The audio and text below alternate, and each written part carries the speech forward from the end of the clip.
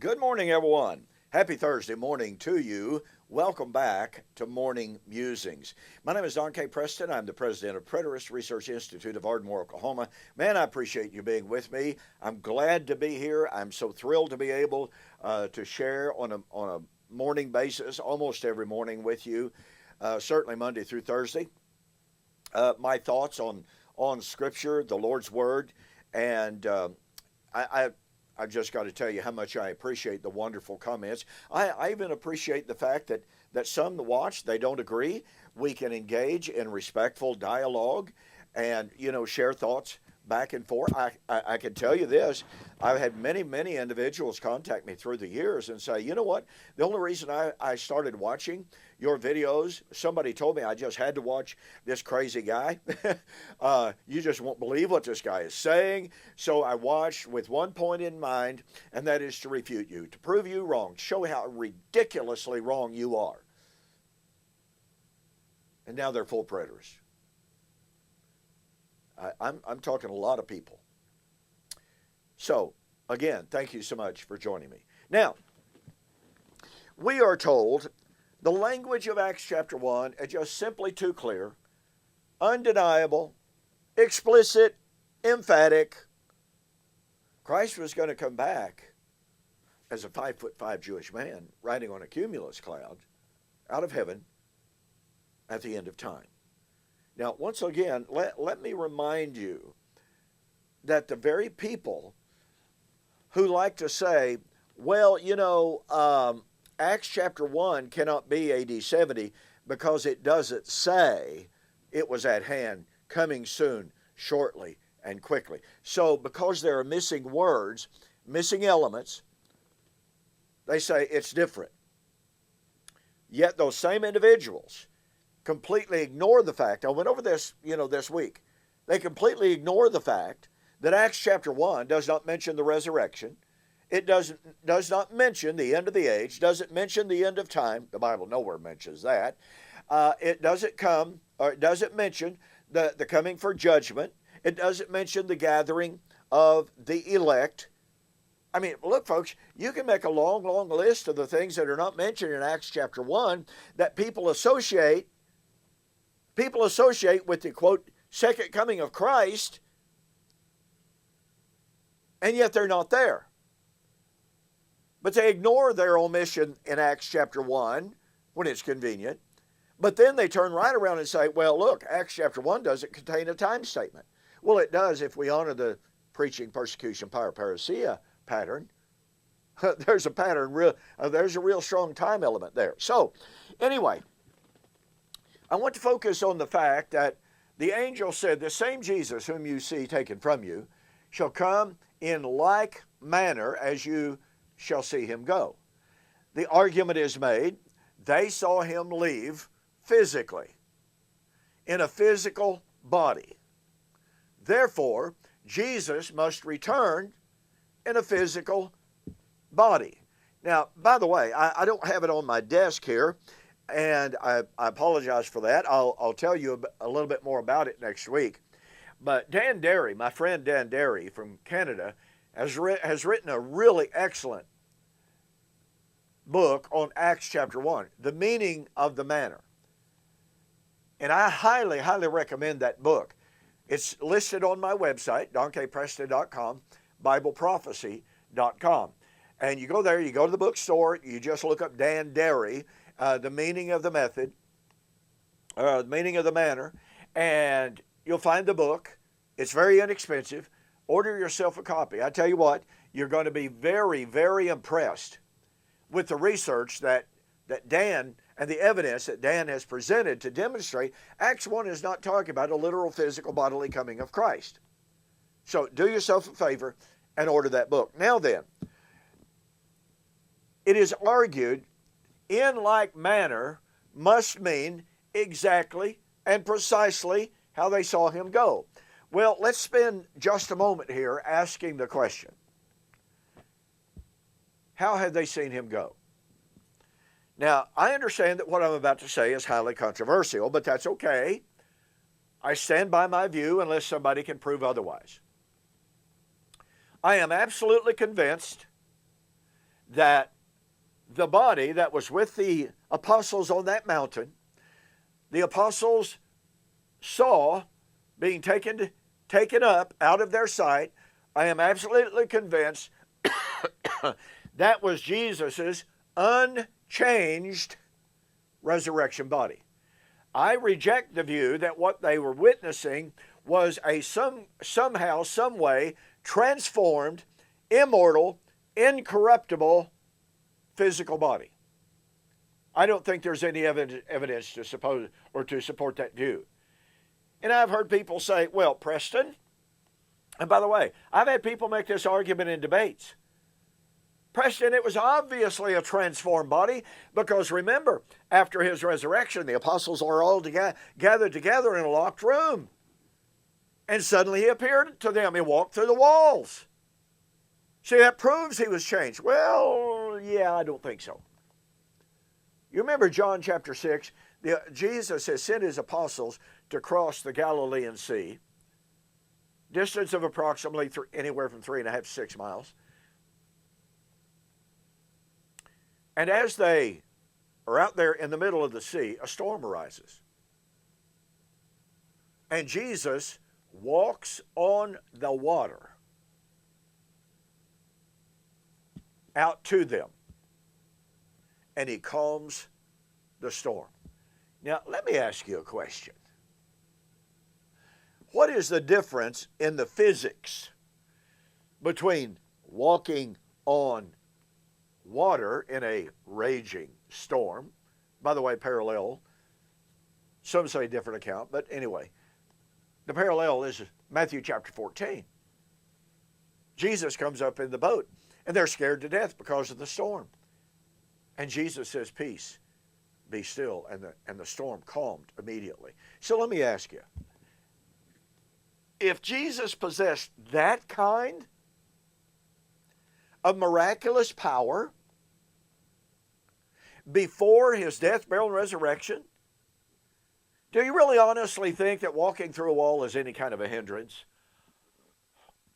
Pardon me. Furthermore, in Luke chapter 4, when Jesus was at the synagogue in Capernaum, the crowd turned hostile toward him because he dared to mention the conversion of the Gentiles, the salvation of Gentiles. Oh, they just weren't going to hear that. So they were taking him out to a bluff, to a cliff, to throw him over, but it says he disappeared from their midst. It doesn't say he ran away. It doesn't say he managed to escape. The Greek is very clear. In other words, we don't simply have a case of missing words, okay, of missing elements. No.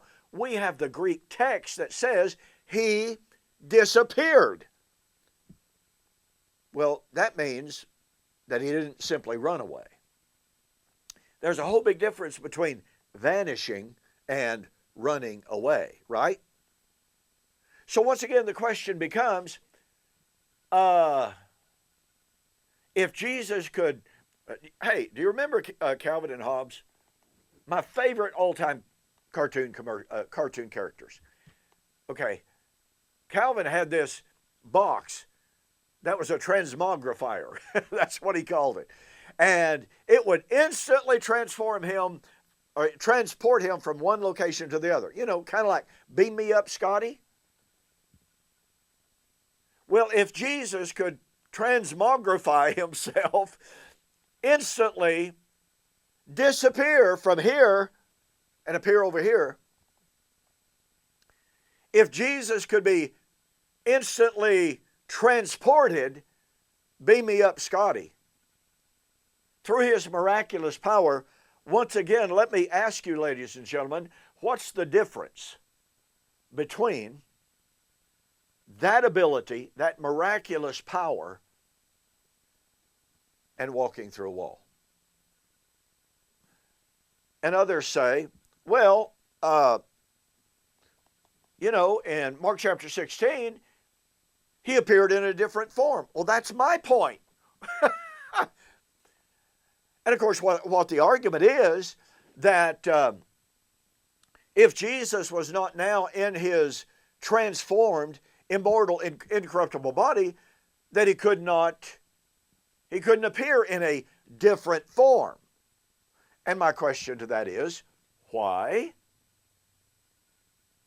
Ladies and gentlemen, Jesus could raise the dead. He could calm a storm. He could walk on water. He could disappear from the midst of a hostile multitude. So much so they're literally just going, where'd that dude go? If Jesus could do all of that and much, much more, if he could raise the dead, why couldn't he appear in a different form? And if you say, well, he didn't do it, that's only a matter of timing. So when we look closely at how Jesus ascended, we have every reason to believe that he was in his same identical, physical, quote, mortal body. I mean, after all, in both Luke and in John, you remember the story of, quote, doubting Thomas. I will not believe unless I thrust my hand into his side, unless I touch him and feel him and see that it is he.